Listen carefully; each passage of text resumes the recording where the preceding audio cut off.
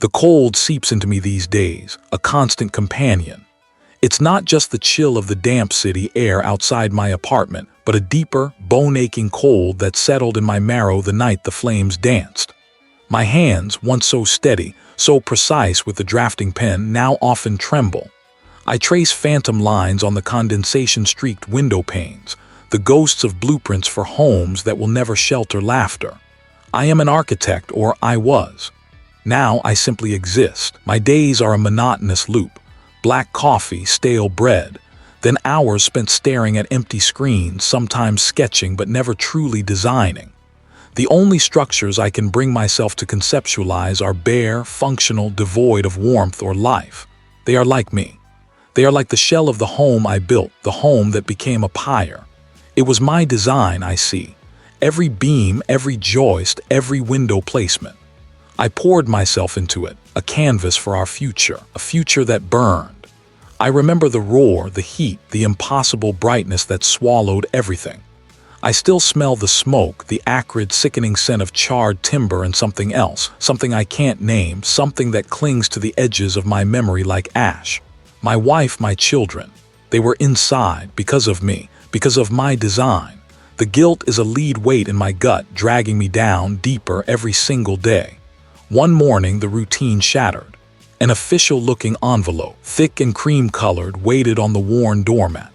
No return address, just my name, handwritten in an elegant, almost archaic script. Inside, a letter from a solicitor's office I'd never heard of, tucked away in a remote town. It spoke of an inheritance. A distant relative, a gray tant I barely knew existed, had passed. He had left me everything. Everything in this case meant a house. An ancestral home, the letter called it, nestled deep in the forgotten countryside. Dilapidated, the solicitor warned, but mine nonetheless. The news landed with a dull thud, unsettling the carefully constructed inertia of my grief. An ancestral home. The words felt alien on my tongue. My family had always been urban, modern. This inheritance felt like a relic, a forgotten chapter pulled from a dusty book. Why me? Why now? It promised isolation, at least. Perhaps, I thought, a fresh kind of torment, one that wasn't of my own making. A strange, almost desperate curiosity began to gnaw at me. This wasn't solace. Solace was a word I no longer understood. This was a distraction, perhaps, a new project for my broken mind. I needed to know more about this place, about the woman who had left it to me, about the family history I had so thoroughly ignored. My determination, dormant for so long, flickered to life, fueled by a morbid need to understand. I found myself, days later, in the hushed, cavernous space of the library with newspaper archives from 1970. The air was thick with the scent of aging paper and dust, a comforting shroud compared to the sterile emptiness of my apartment. Fluorescent lights hummed overhead, casting a sickly yellow glow on the rows of microfiche readers. The librarian, a stoic woman with severe spectacles, had pointed me towards the relevant section with a curt nod, her gaze lingering on my frayed cuffs. I spent hours feeding reels of film into the reader, the tiny projector whirring softly. The newspapers scrolled past in grainy black and white, headlines about oil crises, political scandals, local bake sales. My fingers, stained with the faint residue of old newsprint, navigated the archives, searching for any mention of my gray tant or the house itself. The solicitor hadn't given me an address, only a general region. I typed in the name of the nearest village, then the surname of my forgotten relative. Slowly, a pattern emerged, not about my gray tant directly, but about the house, or rather the land it sat upon. Scattered articles, mostly brief, tucked away in the regional sections. Local man missing, presumed lost in moors. Read one from 1972. Another a few years later. Tragedy strikes local family. Child disappears near old mill. These were common enough in rural archives. I told myself, people got lost. Accidents happened. But then I found it. A series of articles from late 1978 growing more frequent, more frantic. Unexplained occurrences plague old manor house. The headline made my breath catch. It mentioned the previous owners, a family whose name I didn't recognize who had abandoned the property abruptly, leaving everything behind. Driven out by fear, a local constable was quoted as saying, his words carefully attributed to local superstition. My hands paused over the microfiche reader, my gaze fixed on a small, blurry photograph accompanying one of the articles. The house. It was undeniably the house from the solicitor's brief description, a grand, decaying structure, its windows like vacant eyes. The accompanying text, a small column on page 7, detailed a local family, the Millers, who had lived there. The article ended with a vague mention of the property being difficult to sell, and that it had eventually been acquired by a reclusive individual. My gray tan. A prickle started on the back of my neck. The air in the library suddenly felt heavy, thick with unspoken stories.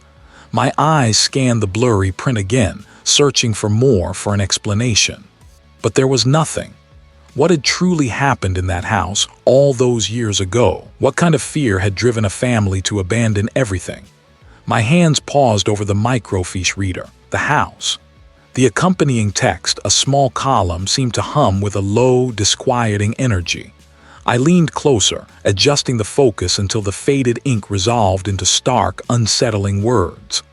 Local family, the ancestral line, met with an unfortunate end within the walls of their grand estate. It read.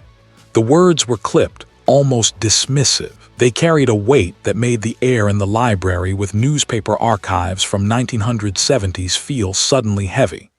Rumors of strange occurrences and persistent ill luck had long plagued the property, culminating in a series of inexplicable disappearances and ultimately the complete abandonment of the ancestral home in 1973. A chill traced a path up my spine, colder than the library's air conditioning. The last known resident, a reclusive ancestor, vanished without a trace, leaving behind only speculation and a chilling silence. Vanished without a trace. Abandoned, persistent ill luck. The phrases echoed in my mind, each one a hammer blow against my fragile resolve. I felt a morbid curiosity, a dark magnet pulling me towards that forgotten place. Was this another design flaw, another failure of foundation and structure, or something far older, far more insidious? My own house, the one I had poured my soul into, had become a tomb. Perhaps this one, with its own history of loss, could offer some kind of twisted solace, a shared burden. Or perhaps it would simply swallow me whole, too. What exactly had happened in that house? The article offered no answers, only ominous implications. The decision, though born of unease, felt inevitable. I would go. I had to. The solicitor's voice, calm and professional, had detailed the necessary arrangements. The keys were waiting. My small rental car was packed, the few possessions I still clung to rattling softly in the boot. My life, what remained of it, fit into a handful of boxes. The drive was long, winding through forgotten backroads, past fields of dormant crops and skeletal trees that clawed at the gray sky. Each mile deepened the sense of isolation. The GPS signal wavered, then died, leaving me to navigate by memory and instinct, following the solicitor's vague directions. The landscape grew wilder, the houses sparser, until only dense woods lined the crumbling tarmac. Then through a break in the trees, I saw it. It loomed on a distant rise, silhouetted against the bruised afternoon sky. Larger than I'd imagined, even from the blurry photograph. Its gables were sharp, its chimneys like broken teeth. A slate roof, missing several tiles, sagged in places. The drive leading up to it was overgrown, thick with weeds and cracked pavement. This wasn't just a house, it was a monument to decay. What awaited me inside? The air was still, heavy with the scent of damp earth and something else, something metallic and faintly sweet like old blood and decaying leaves. I retrieved the heavy brass key from my pocket. As I walked towards the massive oak front door, the weeds brushed against my trousers, their touch like clammy fingers. The porch planks groaned under my weight, protesting my intrusion. The door itself was scarred, the paint peeling in ragged sheets, the knocker a tarnished lion's head. I hesitated, key hovering over the lock. The lock turned with a rusty shriek echoing through the cavernous foyer. I pushed the door open.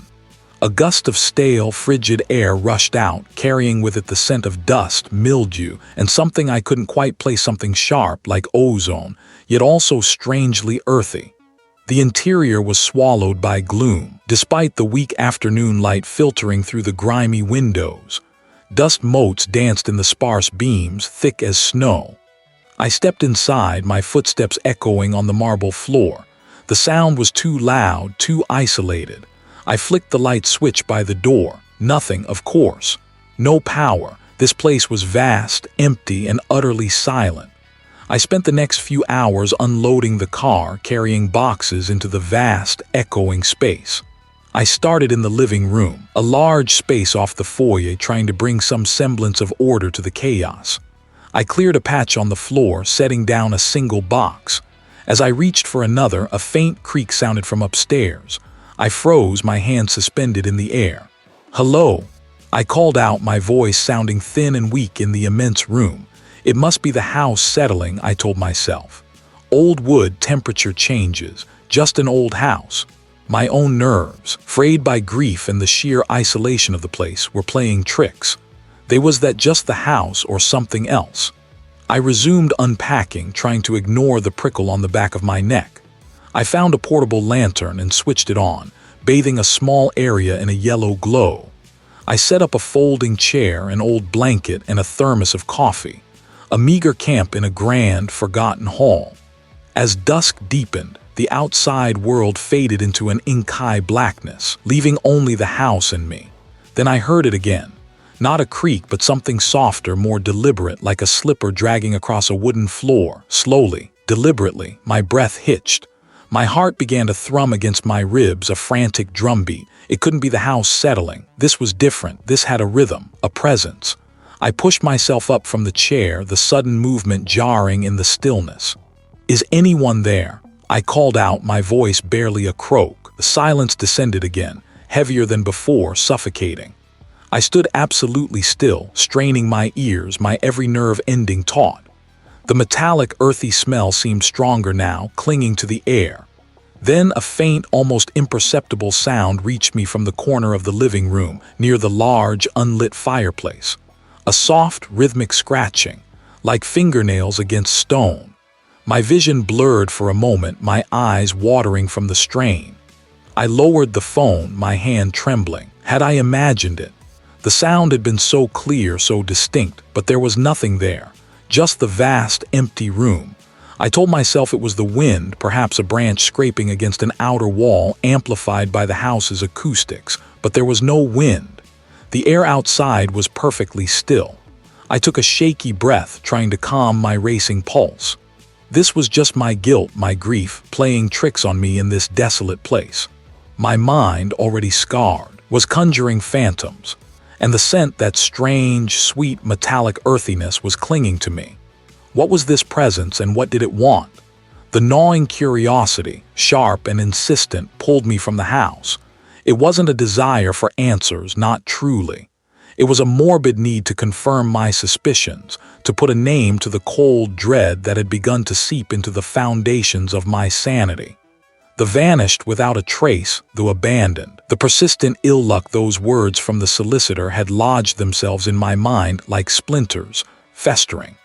I needed to know what forgotten history lay buried beneath the dust and decay of my ancestral home. I found myself at the local library with newspaper archives from 1970, a squat brick building smelling of aged paper and forgotten ambition. The librarian, a woman with spectacles perched on her nose and a severe bun, directed me to the microfiche readers. The hum of the old machines was a low, steady thrum against the quiet. I requested the local papers from the decade the solicitor had mentioned, the 1970s. My fingers, surprisingly steady, fumbled with the reels. The room was mostly empty, save for a student hunched over a laptop in a far corner and the occasional rustle of a page from the librarian's desk. The first few weeks of the microfiche spun by in a blur of mundane local news, bake sales, council meetings, high school football scores. My eyes grew tired, blurring the tiny print into an indecipherable mess. I rubbed my temples, a dull ache throbbing behind my eyes.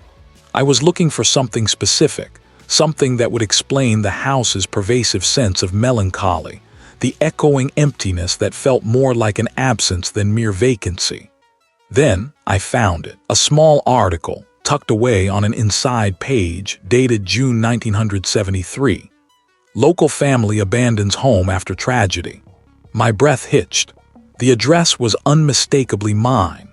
The article was sparse on details, typical for a small-town paper trying to avoid scandal. It spoke of unforeseen circumstances and a series of unfortunate events leading to the sudden departure of the previous occupants, a distant branch of my own family. No mention of death, no fire, just a vague implication of something unsettling. They had simply left everything behind. I scrolled forward, my heart thumping a frantic rhythm against my ribs. A few months later, another mention. New owners undeterred by local rumors. A young couple had bought the house, seemingly oblivious or indifferent to its recent history. I felt a pang of sympathy for them, a chill that had nothing to do with the library's air conditioning. Their story was even briefer. Less than a year later, a single paragraph announced their own hasty relocation. Again, no explanation, just a quiet, sudden vanishing. The house sat vacant for years, the articles showed, occasionally listed by a real estate agent only to be withdrawn. My skin prickled. This wasn't just ill luck. This was a pattern. The microfiche hummed, the light from the screen illuminating the sweat on my forehead. I felt a growing sense of panic, a tightening in my chest. This wasn't a design flaw. This was something far older, far more sinister. I leaned back, trying to steady my breathing. The chair creaked under my weight. The air in the library, once merely stale, now felt heavy pressing. I closed my eyes for a moment, trying to clear the images of the articles from my mind. It was too quick to be real, a trick of tired eyes, perhaps. I blinked. Nothing. The rows of dusty tomes stood undisturbed. I returned to the microfiche, determined to find more. The dates rolled by. 1974, 1975. The house remained empty. Then in late 1976, another family. A single mother and her 2 young children. The article was a hopeful piece talking about a fresh start in a new town. I felt a visceral twist in my gut. Fresh starts. I knew all about those. Their stay was the shortest yet. Barely 6 months. The headline was starker this time. Local woman, children disappear. The tone was less discreet, more urgent. A police investigation was mentioned, interviews with neighbors who spoke of the woman becoming increasingly withdrawn, the children unusually quiet. No signs of forced entry, no ransom notes, just gone. The detective on the case was quoted as saying, "It's as if they simply ceased to exist." My hands trembled, blurring the text. My throat was dry. I swallowed. It did nothing. It was localized just around me, an impossible pocket of icy air. I shivered violently. There was the house's malevolence not confined to its walls. There was it reaching out, its icy tendrils finding me even here in this sanctuary of knowledge. I glanced around, my heart racing. The student was still engrossed in their laptop. The librarian was humming softly to herself, oblivious. There was the stress finally getting to me. I squeezed my eyes shut, willing the sensation away. And then a sound. It wasn't words, just a breathy, dry rustle. I jerked my head, my neck muscles seizing. No one. The student hadn't moved. The librarian was still humming. My pulse roared in my ears. I was losing it. The house, the guilt, the solitude, it was all combining to unravel my mind. Surely I had imagined it. I forced myself to look back at the microfiche. The next article was from 1977. The house was listed as condemned.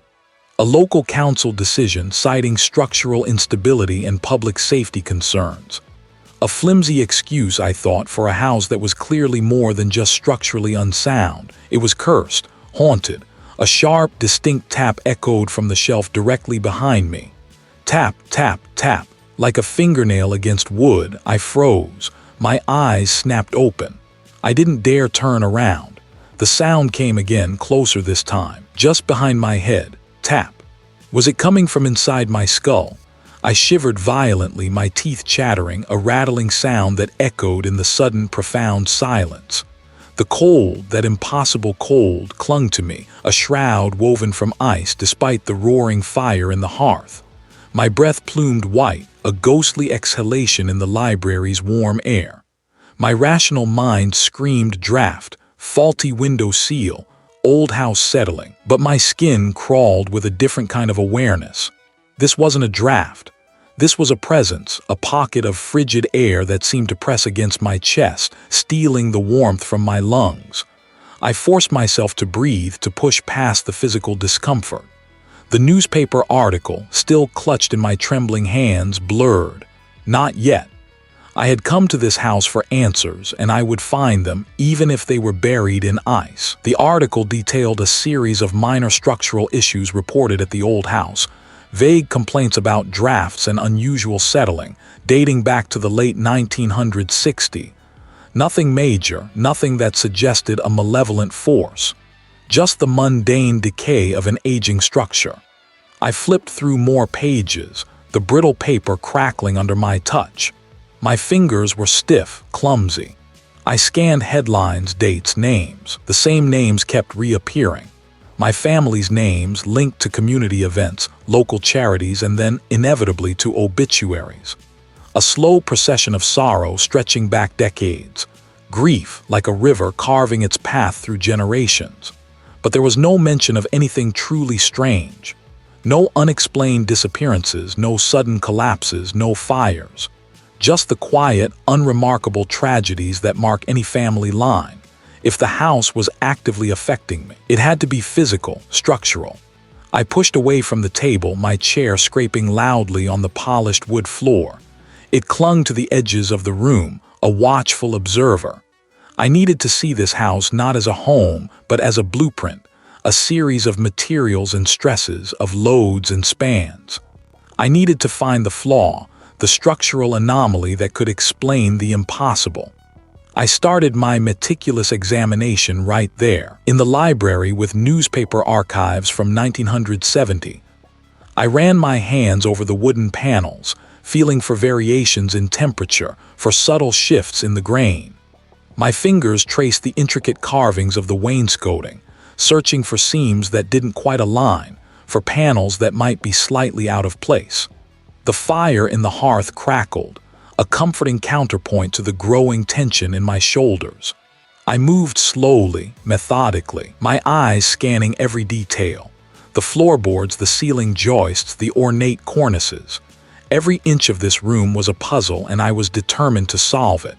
I knelt, pressing my ear to the floor, listening for anything unusual.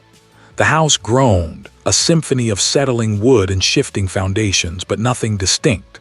Then I noticed it, not with my ears but with my eyes. Along the eastern wall, nestled between two tall, built-in bookshelves, was a section of wainscoting that seemed subtly off. The wood grain, while similar, had a slightly different pattern, a faint, almost imperceptible discoloration compared to the surrounding panels. It wasn't a perfect match, a poorly executed repair, a later addition. My architectural instincts hummed. I ran my fingers along the seam where this section met the adjacent panel. It was tighter, less worn than the others. I pressed gently, then harder. Nothing. I pulled a small penlight from my pocket, shining it along the edge. A faint, almost invisible hairline crack ran vertically, a tiny disruption in the otherwise seamless surface. It was too precise to be natural. My heart began to thump, a slow, heavy beat against my ribs. This wasn't just an old house. This was a house with secrets. I tapped the panel with my knuckle. It sounded solid, but the tone was different, a duller thud than the surrounding wood. I knelt again, examining the base of the wainscoting. A small, circular depression, perfectly sized for a fingertip. I pressed my thumb into the indentation. There was a faint click, so soft I almost missed it amidst the house's groans. The panel didn't swing open immediately, it just shifted. I pushed again, this time with more force, leveraging my weight against it. With a soft groan of old wood, the section of wainscoting slowly, reluctantly, pivoted inwards. It didn't reveal a passage or another room. This was the source. It looked ancient, far older than the house itself, or at least older than any of the furniture. Why was it hidden? What was inside? My rational mind clawed for an explanation, something tangible to anchor me against the impossible cold that had seized me. A draft, perhaps. A faulty flue in the fireplace, sucking warmth from the room. But the fire roared, a vibrant orange against the soot-stained bricks, and the air around it felt like a living furnace. Yet my breath still plumed, a ghostly exhalation in the library's warm air. The chill wasn't just physical. It was a bone-deep invasion, a frigid whisper that seemed to pluck at the frayed edges of my composure. I stumbled back from the hearth, my knees weak. The rattling in my teeth subsided, replaced by the frantic thrumming of my pulse against my temples. This house, it wasn't just old and neglected. It had a sickness, a malevolence that seeped from its very stones. I had felt it before, a creeping unease, but never like this. Never a physical manifestation so profound it stole the heat from my body. My eyes scanned the room, desperate for a distraction, for something to ground me. The library with newspaper archives from 1970s, the estate agent had called it, as if it were a charming, quirky feature. Now it felt like a forgotten tomb. A sudden, irrational urge seized me.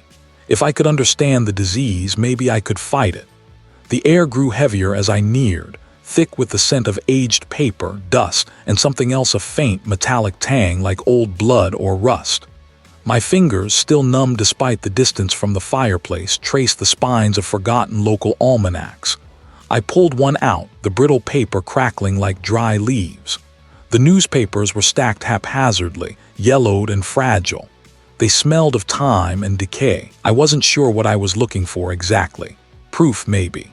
My fingers brushed against a headline from October 1972. Local merchant family disappears without a trace. My breath hitched. I pulled the paper free, careful not to tear it. The article detailed the vanishing of a family, a father, mother, and 2 young children from this very house. No ransom note. Just empty rooms, an uneaten dinner on the table, and a profound, inexplicable absence. The police, the article stated, were baffled. The local community was in shock. The last paragraph mentioned the sheer despair of the extended family, the guilt of the patriarch's business partner who felt responsible for not noticing any prior distress. I swallowed, a dry rasp in my throat. I remembered the estate agent's casual mention of the house changing hands frequently, always after a short period. I dug deeper. Another headline, 1975, tragedy strikes in ancestral home, widower's grief-stricken end. This time it was a solitary inhabitant, a man whose wife had died suddenly, found unresponsive in the master bedroom, surrounded by photographs of his lost love. The cause of death was officially ruled a heart attack, but the accompanying quotes from a relative hinted at a profound, consuming sorrow. He never recovered.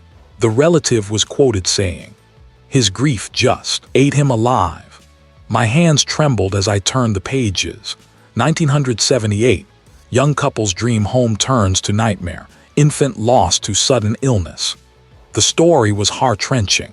A seemingly healthy baby, taken by an unforeseen ailment, leaving the parents devastated, consumed by guilt over what they could have done differently. The article ended with a brief note that the couple had moved out of the house shortly after, unable to bear the memories. Disappearances, unexplained deaths linked to profound sorrow. Guilt. Each story was a tapestry woven with grief, loss, and the gnawing regret of those left behind. I thought of my own family, the fire, the unbearable weight of my guilt, the architects of my own past trauma, my constant, crushing sorrow. It was the same thread, the same raw wound that had afflicted every previous inhabitant who had stayed long enough to become entwined with this house.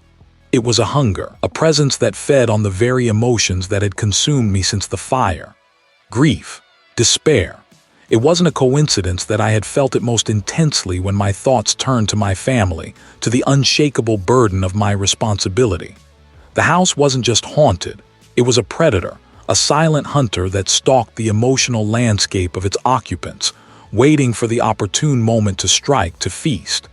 It wasn't a sound I could pinpoint, more of a feeling, a vibration in the air, a silent hum of anticipation. The fire in the hearth, once a comfort, now seemed distant, its warmth an illusion. My breath hitched. It wasn't just feeding on grief and guilt. It was cultivating it, nurturing it. The house, or whatever malevolence inhabited it, was a parasite, fattening itself on the despair of its victims. And I, Raj, with my bottomless well of sorrow, my unending self-recrimination, was the perfect host. A sudden, sharp crack echoed from the empty hallway outside the library, like a dry branch snapping underfoot. What had just made that sound? The words blurred on the brittle page. Consumed by guilt over what they could have done diff. My breath hitched, a cold tremor running through me. I didn't need to finish the sentence. I knew the rest. I felt it in my bones. Guilt. Always guilt. The same gnawing, soul-crushing weight that had become my constant companion since the fire. I stared at the date beneath the headline, 1978. A young couple, a lost child, a house designed with hopeful dreams, just like mine. Just like the blueprint in my mind, forever stained with smoke and ash. This wasn't just a sad story in a dusty archive. This was a pattern, a cruel, deliberate echo. My gaze flickered across the room, the dim light from the single bulb barely pushing back the encroaching shadows of the library with newspaper archives from 1970s. The air, already thick with the scent of aging paper and forgotten sorrow, seemed to press in closer. My skin prickled. It wasn't just the house that was old or the stories that were tragic. There was something else. Something that fed on the very despair I had brought with me. The entity. It was an active, malevolent force, drawing sustenance from the raw, exposed nerves of broken hearts. It had found its feast in me, in my own bottomless well of regret and self-blame. The reveal hit me like a physical blow. This place wasn't just my inheritance, it was my cage. A sudden, desperate clarity washed over me. I had to leave. Now. Every fiber of my being screamed for escape, for fresh air, for any place untouched by this suffocating grief. I slammed the newspaper archive shut, the dry thud echoing far too loudly in the quiet room. My hand, still trembling, fumbled to return the volume to its shelf. The spines of other books seemed to watch me, their titles blurring into an accusation.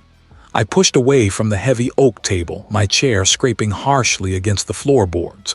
The sound scraped against my ears, making me flinch. My legs felt heavy, as if resisting the urgency of my resolve. I moved quickly, almost a frantic shuffle, out of the library with newspaper archives from 1970s, the door creaking shut behind me with an unnerving slowness. The hallway stretched before me, a tunnel of deepening gloom. The temperature seemed to drop several degrees the moment I stepped out of the room. The house, which had felt merely old and imposing before, now felt actively hostile. The floor creaked beneath me, a chorus of groans that followed my progress. My heart hammered against my ribs, a frantic drumbeat demanding freedom. I reached the grand staircase, taking the steps two at a time, my hand gripping the banister so tightly my knuckles ached. The wood felt rough, almost alive under my palm. I imagined it bristling, resisting my frantic ascent. Finally, I reached the main foyer, the front door, my salvation.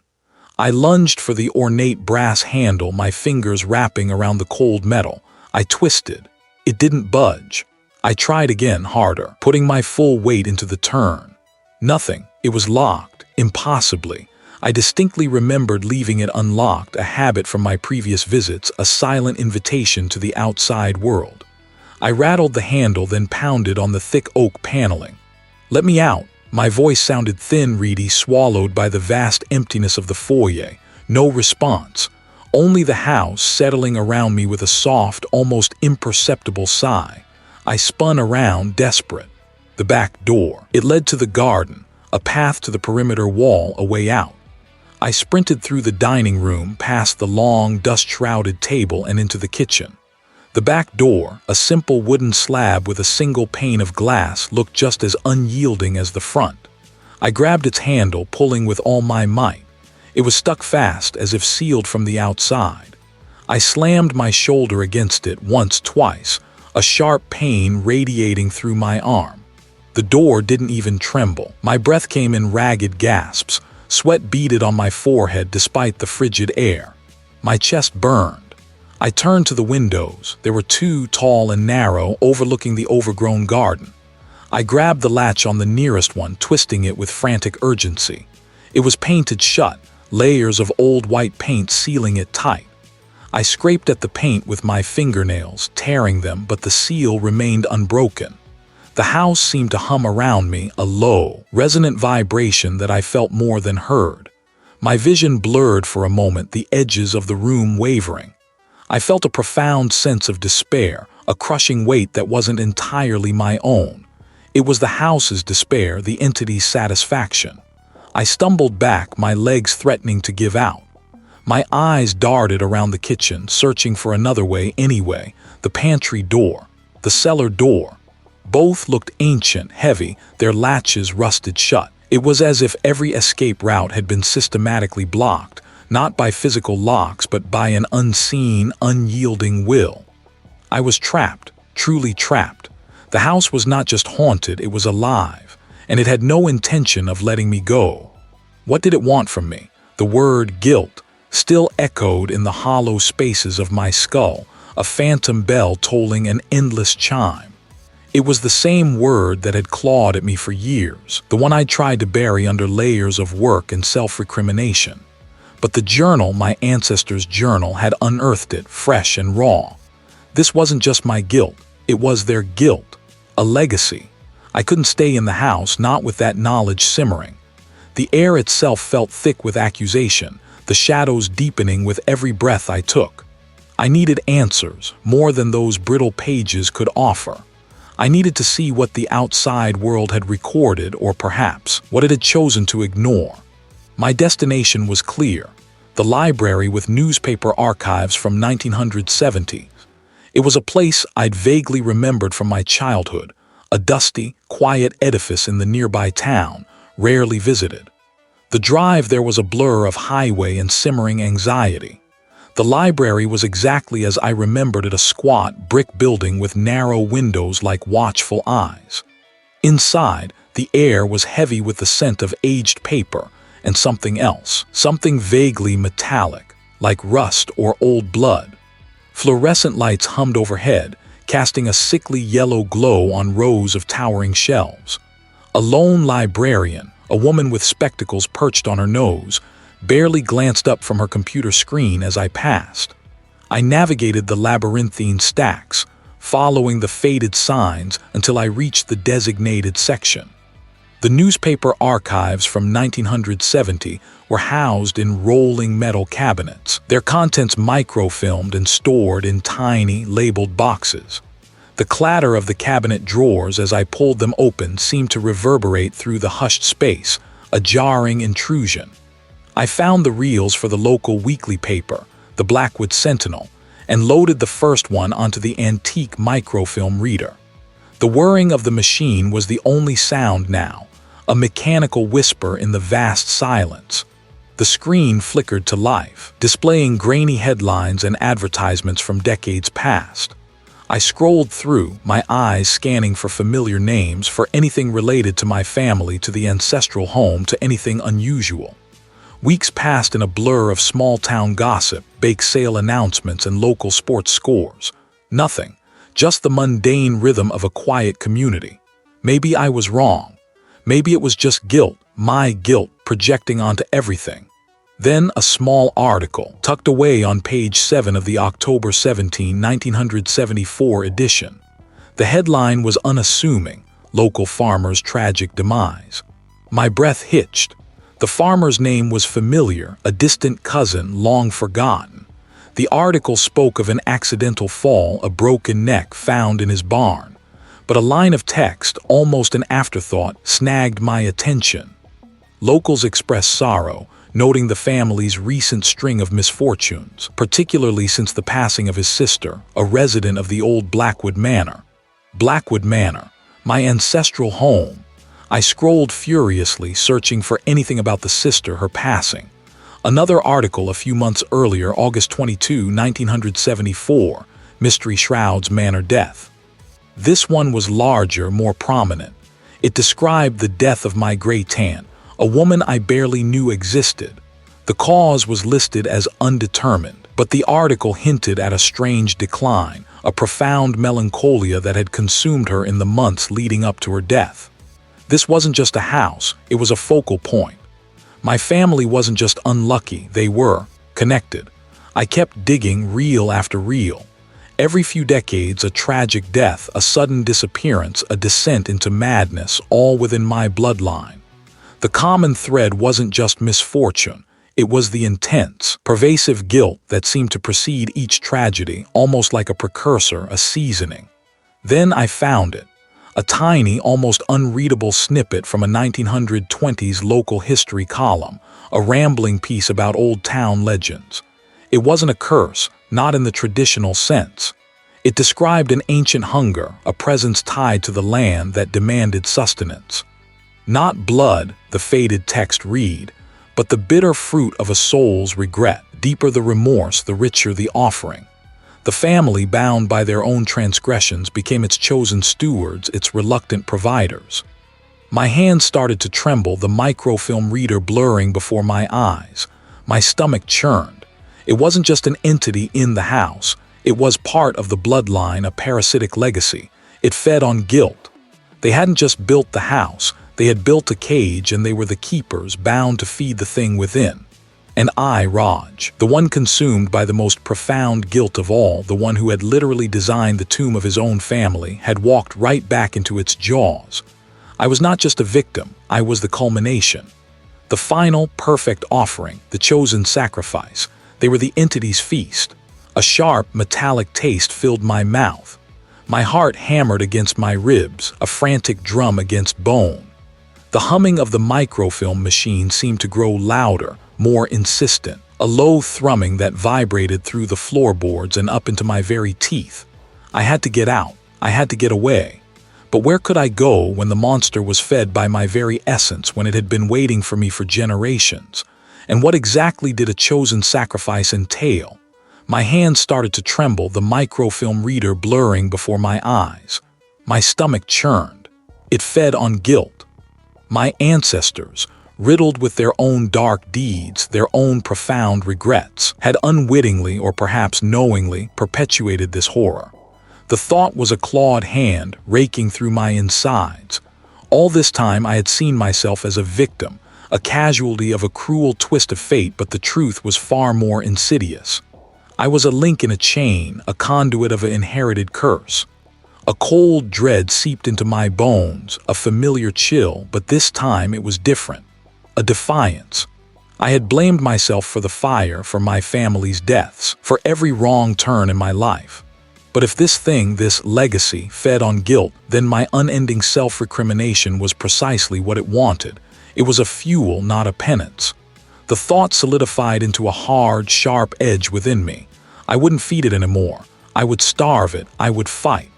My knuckles were white as I gripped the edge of the desk. I needed more than vague implications and fragmented histories. I needed a weapon, a strategy. If this horror was woven into the fabric of my family, then the answers, the weaknesses, must be there too. I packed my laptop, my notes, and the handful of old architectural sketches I'd brought, the familiar weight of them suddenly feeling like a shield rather than a burden.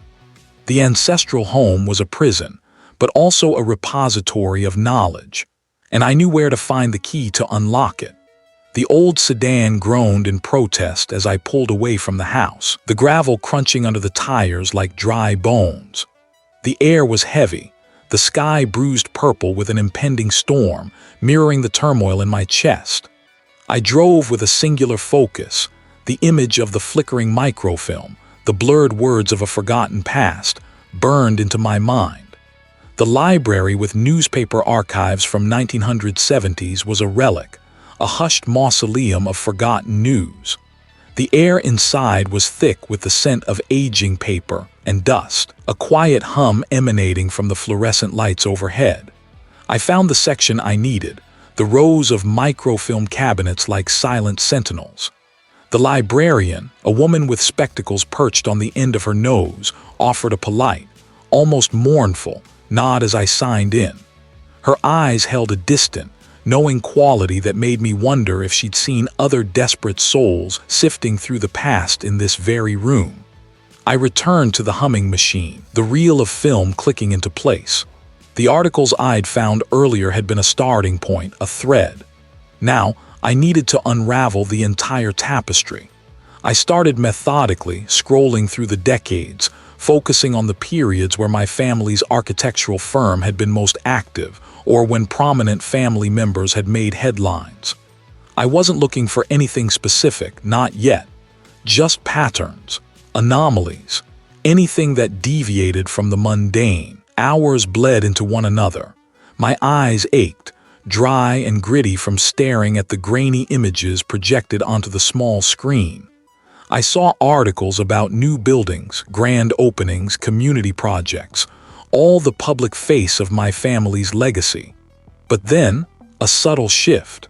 A cluster of articles from the late 1970s caught my attention. Not about architectural triumphs, but about a series of unexplained misfortunes surrounding a newly completed urban development project designed by my great-grandfather. Minor incidents at first, construction delays, equipment malfunctions, workers reporting strange visions. Then more serious, a foreman's inexplicable fall from a scaffold, a sudden, fatal heart attack suffered by a senior engineer, a man known for his robust health. I shivered, rubbing my arms. It felt like a warning. The entity was here, or its influence stretched this far.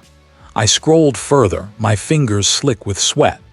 The pattern repeated itself across different decades, always linked to a major architectural undertaking by a direct ancestor. Each time, a surge of success followed by a wave of inexplicable tragedies, each one tinged with a peculiar undercurrent of despair or self-destruction. A familiar scent, faint but unmistakable, wafted past me, damp earth and something sickly sweet like decaying blossoms.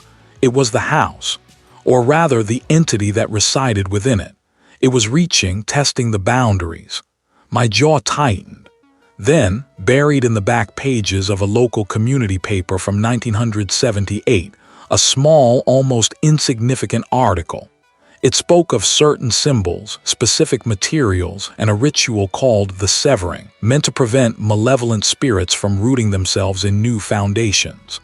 The details were sparse, fragmented, presented with an air of amused condescension by the journalist. My breath hitched. The severing.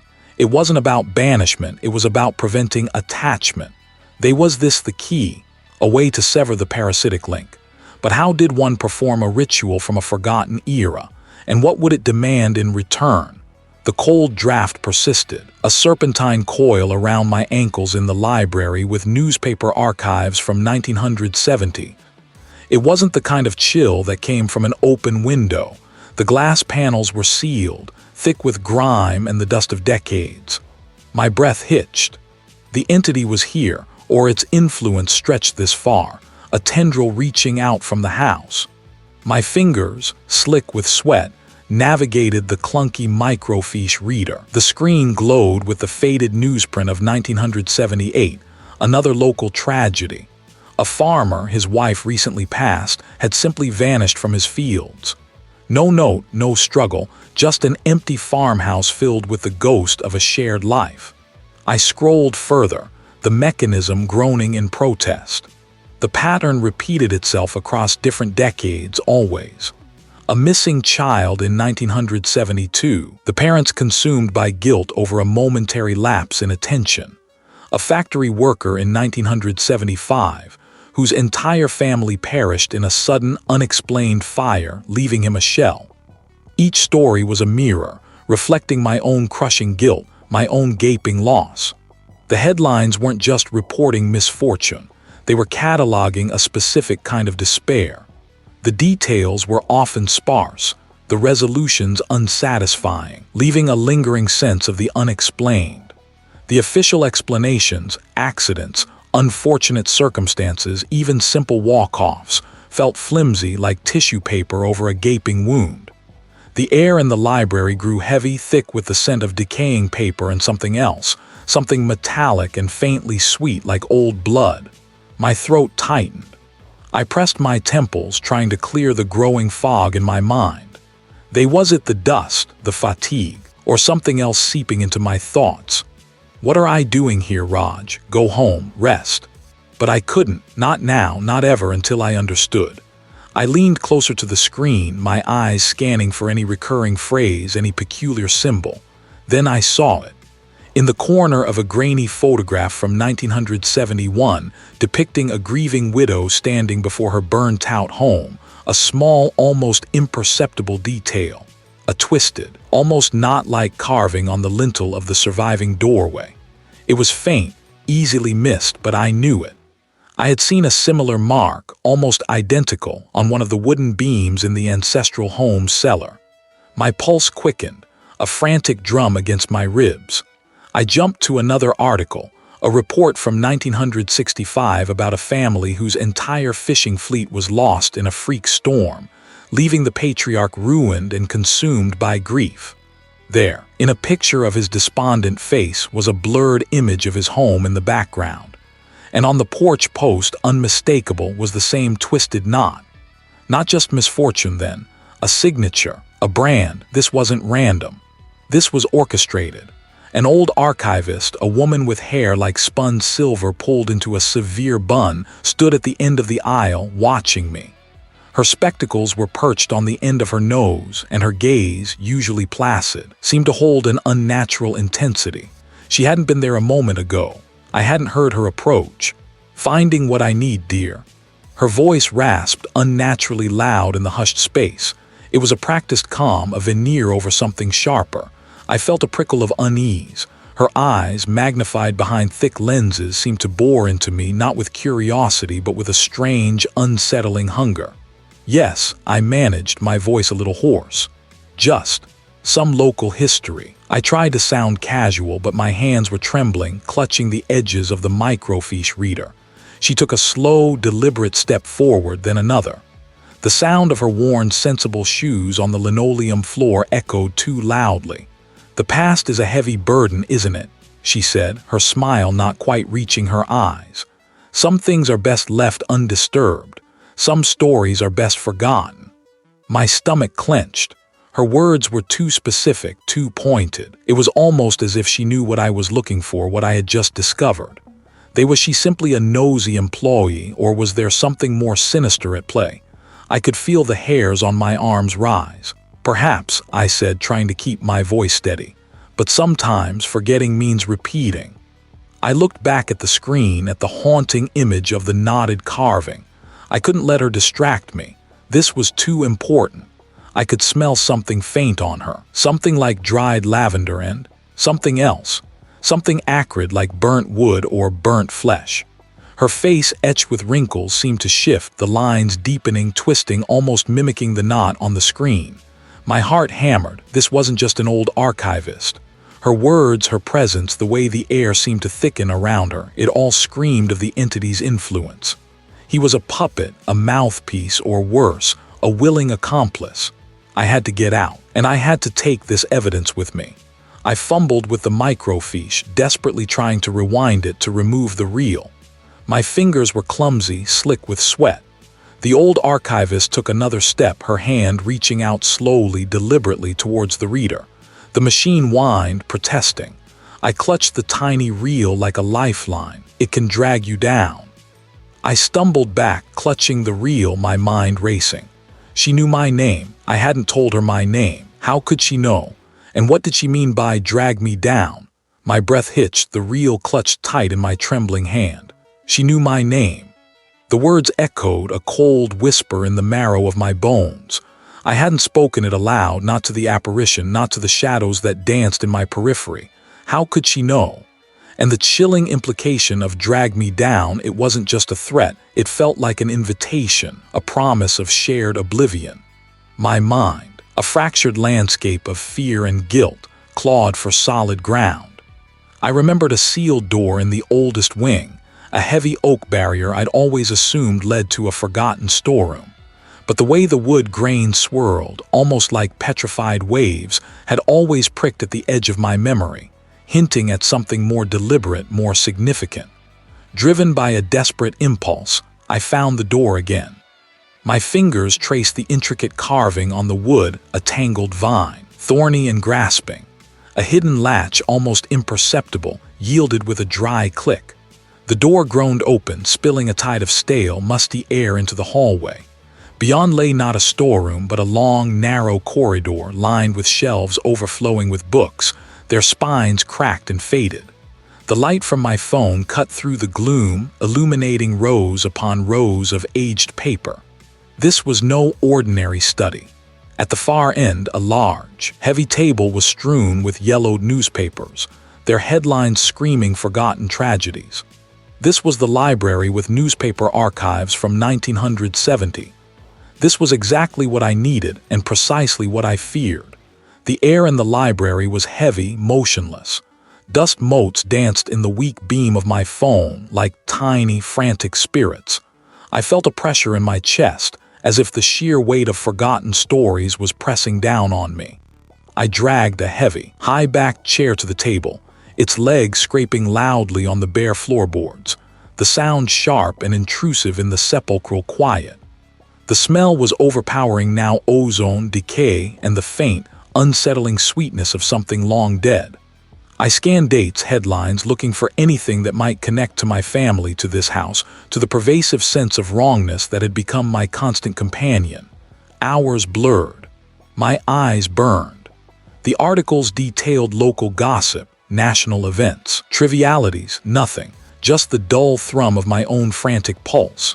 Then a name caught my eye, not my family name, but a local one familiar from some distant, half-remembered conversation with my father. The article was from October 1973. Tragic blaze claims family home. My breath caught. I smoothed the brittle paper, the fibers crumbling slightly under my touch.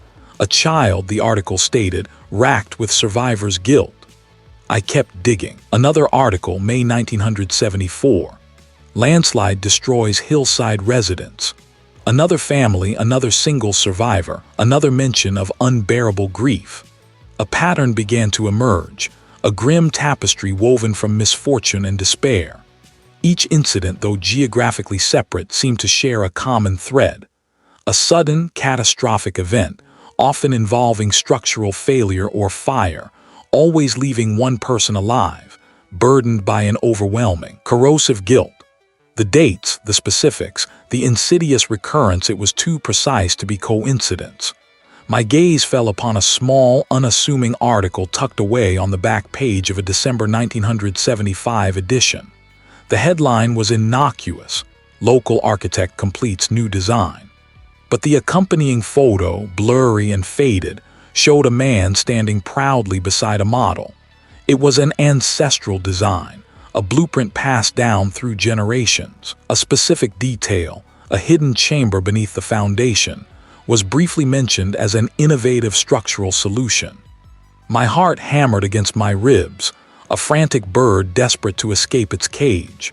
The architect in the photo, though younger, carried a striking resemblance to a portrait I'd seen in the main hall. An ancestor. My ancestor. The article went on to describe the unique properties of the chamber, how it was designed to channel and stabilize the house's energy. But reading between the lines, through the euphemisms of a bygone era, I saw a different truth. It wasn't about energy, it was about emotion, about guilt. My ancestor hadn't stabilized the house. He had built a cage, a receptacle, a place designed to contain something that fed on the very despair it sought to prevent. He had built a monument to his own hubris, a trap for the living. The revelation hit me like a physical blow. It was a culmination of generations of grief, a festering wound engineered into the very foundations, waiting for the right kind of raw, potent guilt to awaken it. My guilt. The house was designed to harvest it. My family's legacy wasn't just land and property. It was a curse, a repeating cycle of sorrow, meticulously documented in these forgotten pages. I pushed back from the table, the chair scraping again, a shriek in the suffocating quiet. The air felt thin, sharp, as if it would shred my lungs. I finally understood the drag me down. This chamber, this innovative structural solution, was the heart of it all. It was where the guilt was collected, amplified, manifested. It was where she waited. The panic was still there, a live thing gnawing at my insides, but it was now overlaid with a desperate clarity. I knew where I had to go. I knew what I had to do. The answer wasn't to run. It was to confront the very architecture of my despair. I rose, my gaze fixed on the floor, on the very ground beneath my feet.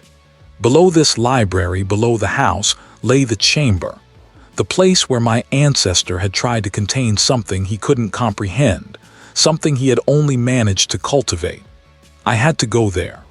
I had to face the ultimate manifestation of my guilt, the raw, aching horror of what I had unwittingly inherited. And could I ever truly escape the architects of my own past?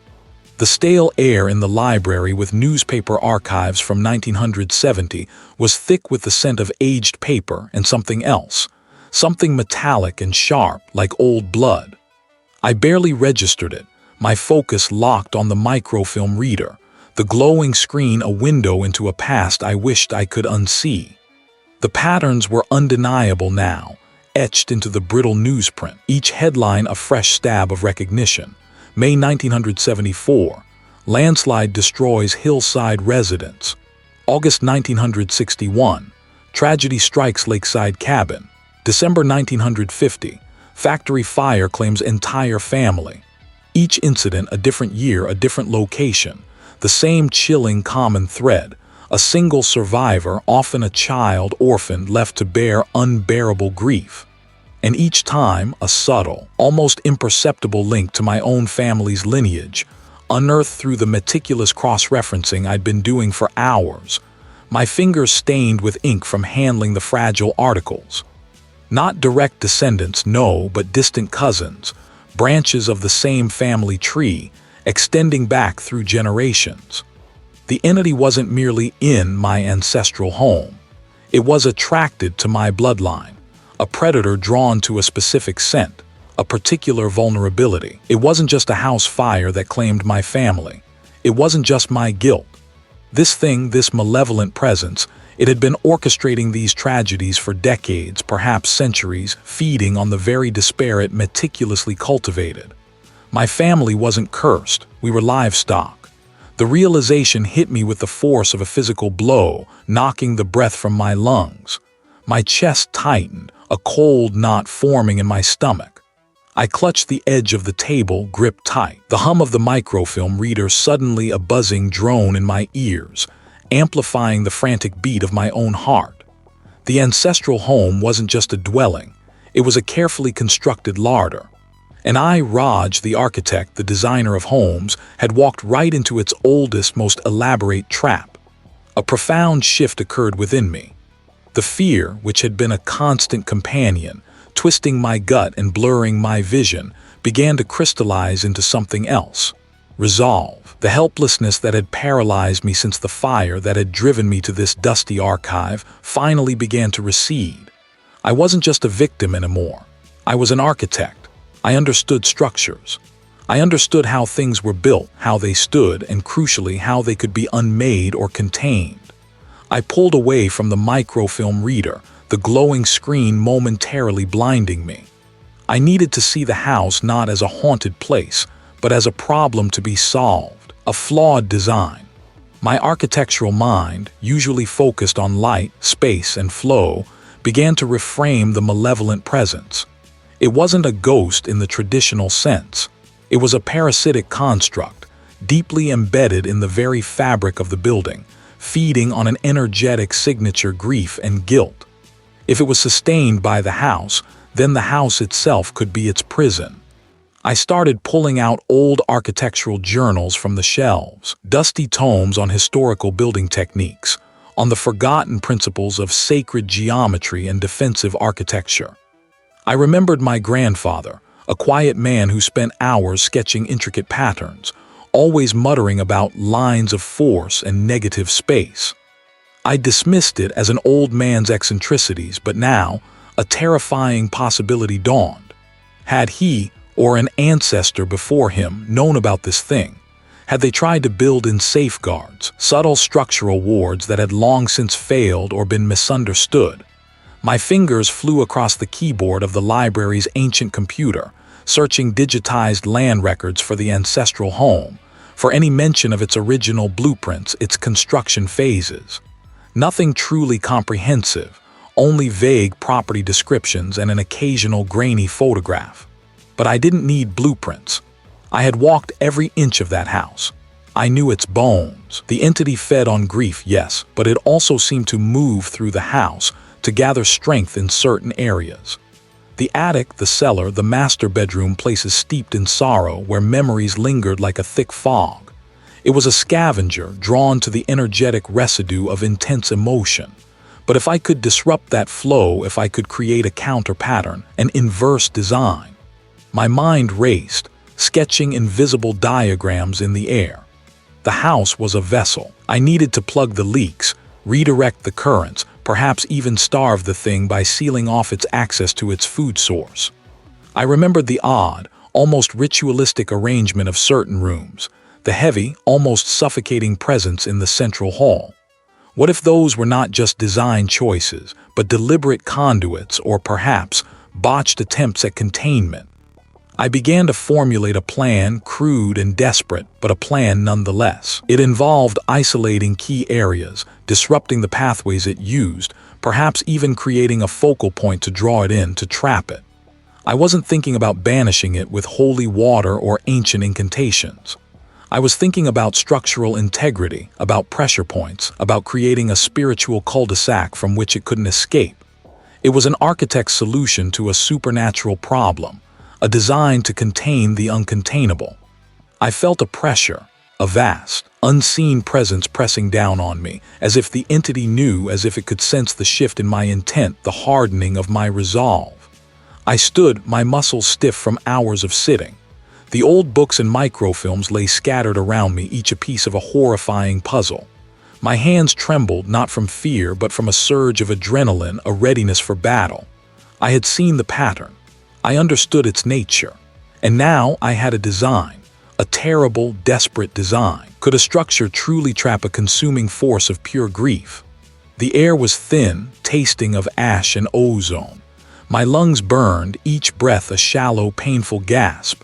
The silence that followed the cacophony was not a relief, but a deeper, more profound dread. It felt like the house itself had exhaled, a long, drawn-out sigh after a sustained scream. I lay sprawled on the grimy floorboards, my body a collection of aches and tremors. My head throbbed, a dull, persistent drumbeat behind my eyes. I could feel the grit of plaster and splintered wood against my cheek, the cold seeping into my bones. I'd torn at the very fabric of the place, pulling down the heavy drapes that had been its eyes, shattering the ornate mirrors that had been its conduits. Finally, with a desperate, primal scream, collapsing the very support beams of the hidden chamber I discovered, the one I suspected was its heart. A dull thud resonated from somewhere deep within the walls, then another, like a failing heart taking its last, labored beats. My ears rang. I pushed myself up, my muscles screaming in protest, vision swimming. The room was a disaster. Dust motes danced in the slivers of moonlight piercing the broken windows, illuminating a landscape of fallen plaster, twisted metal, and shattered glass. The grand fireplace, once an imposing focal point, was cracked down its center, a jagged fissure running like a scar across its marble face. The air was still thick with the smell of scorched wood and something else, something acrid and metallic like old blood. Had it worked? The question echoed in the sudden heavy quiet, different, not gone but attenuated. I was breathing easier, but the air still felt heavy, charged with residual static. My gaze drifted to the gaping hole where the hidden chamber had been. I had sealed it.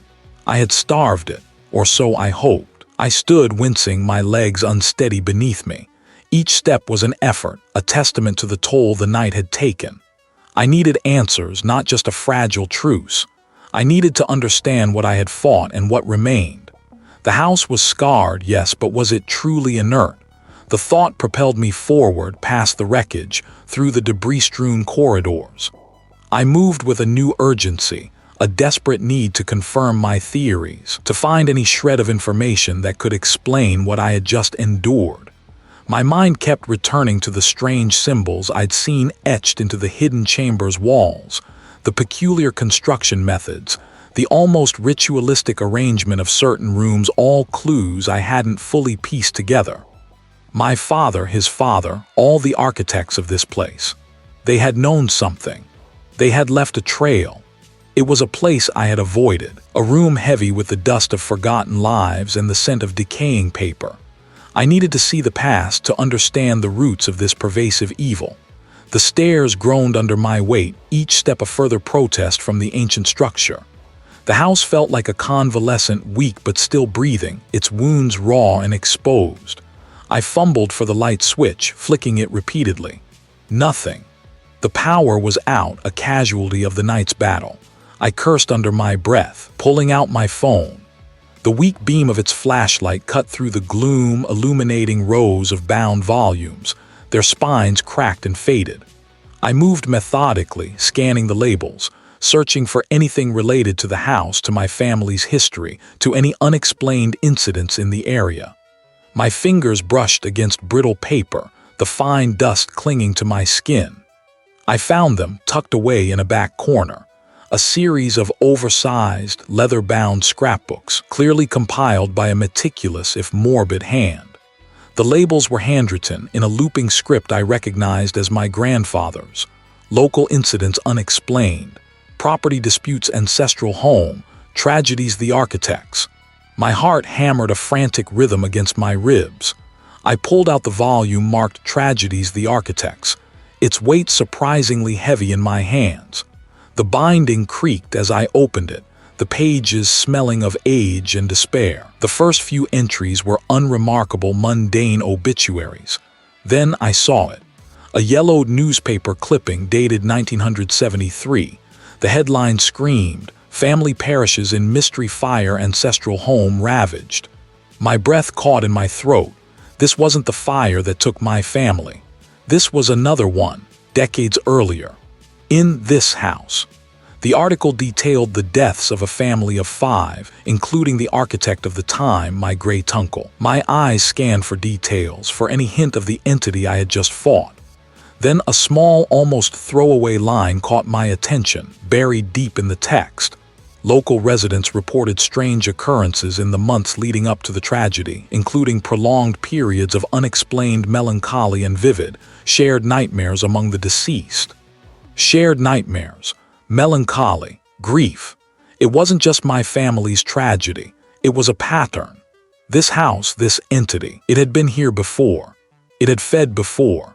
And the architects, my ancestors, they hadn't just lived here. They had been intimately involved.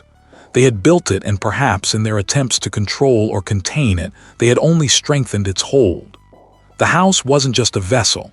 It was a cage, and I, Raj, was now trapped inside with whatever still lurked within its scarred walls. The confrontation had ended, yes, but the war, I realized with a sickening lurch, had only just begun. What else had my family hidden in these archives? The nightmares, they were a tapestry woven from too many threads of sorrow, too many familiar cries. Melancholy, grief, guilt, it wasn't just my family's tragedy, I knew that now. It was a pattern.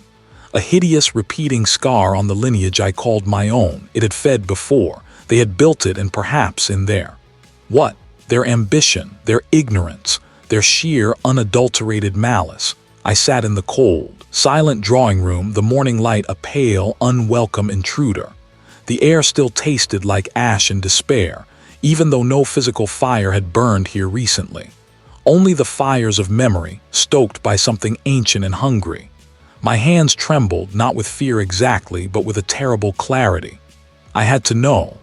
I had to rip open every hidden seam of this cursed legacy. The house had whispered its secrets, shown me its echoes, but I needed something concrete, something undeniable.